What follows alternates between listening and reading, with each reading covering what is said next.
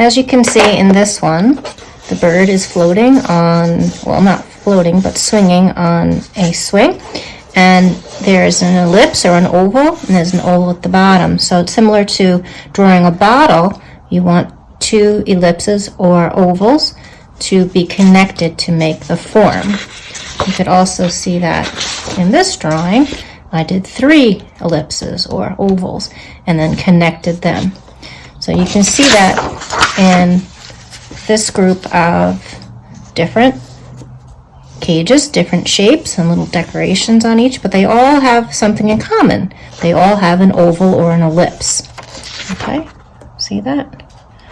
All right, so to get started, I think you should get yourself a ruler or a straight edge, something to make a straight line. You're going to do that right down the middle of your paper because the cages are symmetrical that we're making today.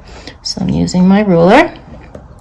Use a pencil because you can always erase it. And to start, you have to figure out what shape you're going to make for your bird cage. I'll add this to the assignment so you can print it out. Or just look at it on your screen and I'll draw the ellipses. I think I'm going to try something like maybe this one here because I have curves and straight lines in there. So it looks like a hot air balloon almost. So I'm going to need 1, 2, 3, 4 ellipses. I'll put this aside. So I'm going to start with a small one. This is going to be the top. Okay, little mark. I'm going to make the smaller ellipse on the top. Or oval. Just draw lightly because you're going to be erasing it. Then in the middle, that's the widest one. Try to match them. I'm drawing on the side, so it's hard for me to see exactly how I'm drawing. And then the next one.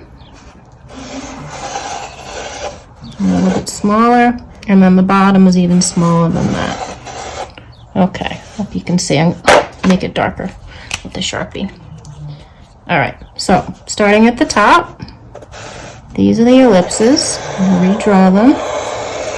This is the front and the back of the frame of the cage. Try to have your ovals match, or the sides match. They're not perfect, that's okay. Alright, so that's the bottom. So the top, I'm going to start with a dot, and then I'm going to connect with a curved line. As you get good at this, you can do all the way around, but just do the front for now. That way when you draw your bird, you're not drawing the lines through their head or their body. I did that on one of mine. I didn't like how it came out. Maybe on top I can draw a hook where I can hang them up. And maybe some decorations, some swirls. I love these bird cages. These are like the old-fashioned bird cages from Renaissance time. Victorian time, not Renaissance. Wrong time period. Okay, now I'm going to take those lines and I'm going to connect to the frame, to the ellipse. I might want to add one there because otherwise the bird's going to fly out of that space. Makes sense, right?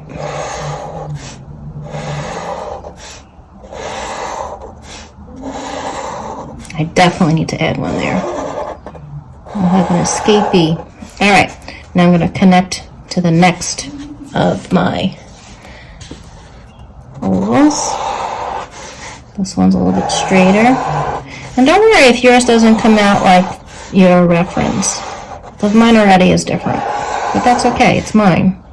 I'm not copying it, I'm just using it to start my idea.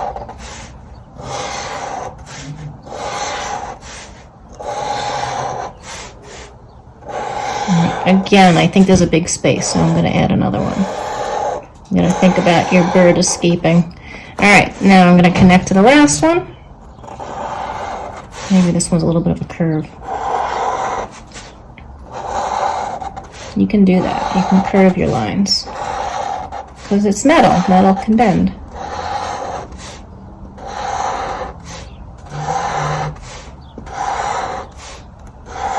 There we go. There you have it. So now I can draw the base, maybe make this thicker. Maybe inside, just draw some lines so it looks like there's something there. You can color it if you like. You can make it look like metal. Just putting some highlights and some shadows. Right? And for the bottom, maybe I want to add maybe an upside down heart for the base so it can sit on the floor or on a table. I wouldn't put it on the floor, especially if you have a cat. That would be bad. And have this be symmetrical.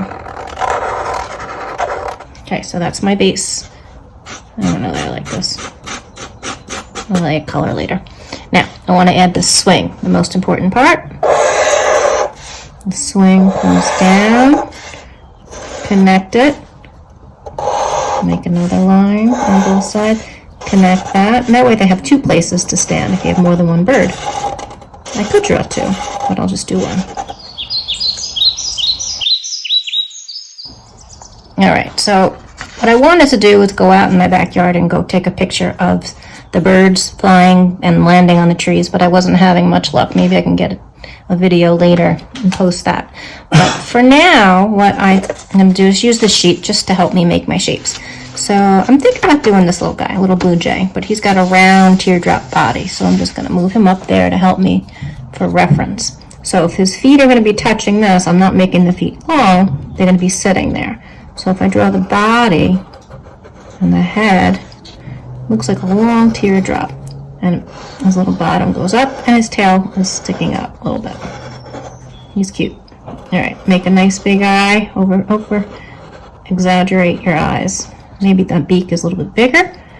It's my drawing, so I can make it however I like. This is just reference to help me make my idea.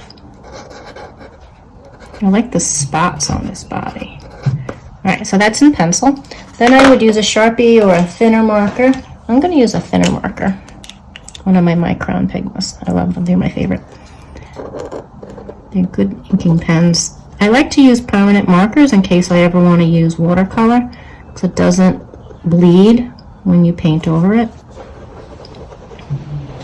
So I'm tracing my little guy. I'm going to use colored pencil to make him colorful. Or her. Remember, the brighter color birds are actually the male birds, the boys. Reason for that is they want to divert attention from predators to stay away from babies or eggs, so the mother is protected with the lighter colors or simpler patterns on them. Alright, now for color. So if you're using colored pencils, I would get yourself a hand sharpener, and maybe a little cup, so that when you're sharpening your pencils, they go right into the cup. I only use hand sharpeners when I'm sharpening my colored pencils, otherwise the electric sharpener eats them up. So let's keep that close by if I need it. I'm going to use my blues. I have a light blue. I'm going to get a little turquoise in there. And let's see, my darker for my shading. Maybe a little bit of dark brown, and there's a little bit of red in the body. Alright, so these are my palette for my bird. Alright, so I'm going to start with the part of the head, and I always start light when I'm working with colored pencil. You can always go darker, and if you make it too dark, use an eraser. You can erase it and make it lighter. We call that lifting. So around the eyes, I always like to make it darker because it's a shape touching a shape, and it creates a little bit of a shadow. A little bit of a shade there. If you know me, I'm drawing all the time, so I only learn this because of practice.